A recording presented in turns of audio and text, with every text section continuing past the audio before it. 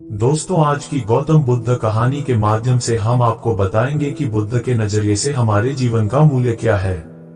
हम में से बहुत से लोग अपनी जिंदगी की कीमत नहीं समझते और ऐसी चीजों में अपनी जिंदगी बर्बाद कर देते हैं जिससे हमें ही नुकसान होता है।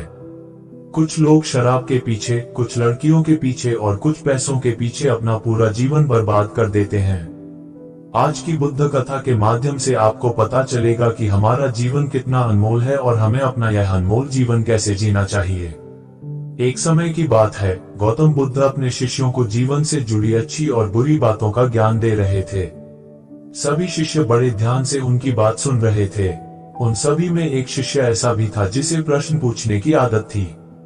वह उठकर गौतम बुद्ध के पास गया और उनसे बोला, आप हमें जीवन के बारे में जो कुछ भी सिखा रहे हैं उसका क्या फायदा, क्योंकि हम में से कई बच्चे तो ये भी नहीं जानते कि हमारे जीवन का मूल्य क्या है और यह जीवन कितना कीमती है हमारे लिए है। पहले कृपया हमें बताएं कि इस जीवन का मूल्य क्या है। बुद्ध ने अपने शिष्य की बात सुनकर अपने कमरे में जाकर पत्थर का एक चमकता हुआ टुकड़ा ले आया। मैं तुम्हें इस जीवन का मूल्य तब बताऊंगा जब तुम्हें इस पत्थर का सही मूल्य पता चलेगा, उन्होंने कहा और टुकड़ा अपने शिष्य को दे दिया। आप भी इस पत्थर के टुकड़े को किसी को नहीं बेचें।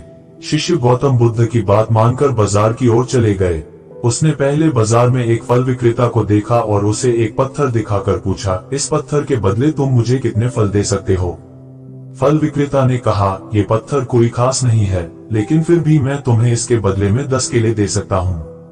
वह शिष्य उस पत्थर को लेकर आगे बढ़ गया। तभी उनकी मुलाकात एक सब्जी बेचने वाले से हुई।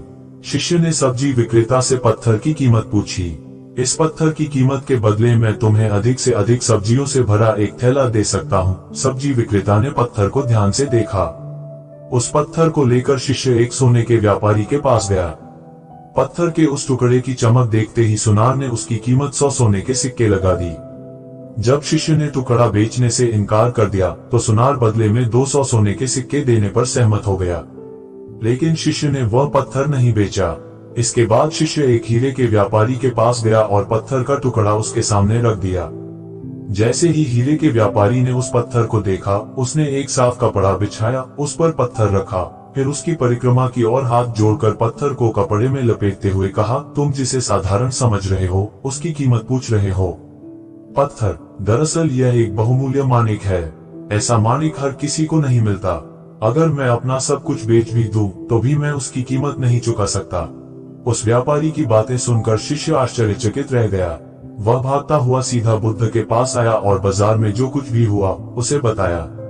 उसकी आश्चर्यचकित बातें सुनकर गौतम बुद्ध बोले, तुम्हारे प्रश्न का उत्तर इस माणिक के मूल्य में ही छिपा है।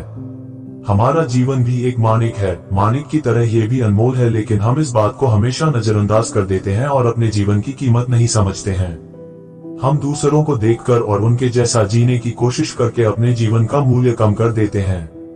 हम सोचते हैं कि हमारे जीवन का मूल्य वही है जो दूसरे हमें बताते हैं, लेकिन हमेशा याद रखें कि दूसरा व्यक्ति आपको अपनी स्थिति, बुद्धि और समझ के अनुसार महत्व देता है। जीवन केवल एक बार मिलता है, इसलिए इसे बर्बाद मत करो। अपने जीवन को उतना ही मूल्यवान समझें जितना आप अपने बैंक में मौजूद पैसों को मानते हैं।